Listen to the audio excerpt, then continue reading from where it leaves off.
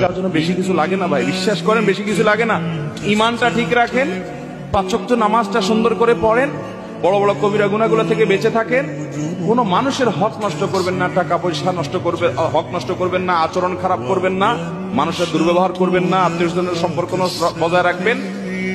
বাস এই মোটা মোটা কাজগুলো করেন, জান্নাতে যেতে পারবেন। আর আমল, সুবহানাল্লাহ, আলহামদুলিল্লাহ, জিকির, তাসবিহ, তেলাওয়াত, কোরআন খতম, মাহফিল শোনা, ওয়াজ করা, ওয়াজ শোনা, দান দক্ষিণা করা, তাহাজ্জুদ পড়া, নফল আমল, দোয়া, জিকির করতে করতে পাহাড় নিয়ে যাবেন। মানুষের হক নষ্ট করছেন, এই সমস্ত আমল আপনার থেকে নিয়ে নেওয়া হবে কিয়ামতের দিন। নবী সাল্লাল্লাহু আলাইহি ওয়াসাল্লাম বলেছেন ভিখারি হয়ে যাবেন আপনি, কারণ যে মানুষের হকের জন্য সব দিতে আপনি খালি হাতে জাহান্নামে যেতে হবে। এজন্য মানুষের হক কখনো নষ্ট করব, প্রতিজ্ঞা করব তো ইনশাআল্লাহ, কোনদিন মানুষের হক নষ্ট করব না, বোনের হক নষ্ট করব না, ফুফুর হক নষ্ট করব না। আপনার বাপ চাচারা আপনার ফুফুর হক দেয় নাই, এরকম অনেকে আছেন না নাই?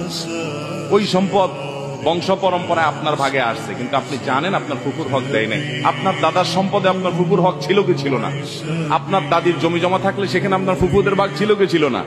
বাপ চাচারা দেয় নাই, বোনদেরকে 2-4 বেলা খাওয়ায়া, 2-4টা শাড়ি টাড়ি কিনে দিয়া, পাম পড়তে দিয়া টিয়া, তো এখন বোন তোমরা নিলে তো এগুলো নেওয়া লাগে, আমরা তো বাবার জন্য অনেক খরচ করেছেন, তোমরা কি বলো?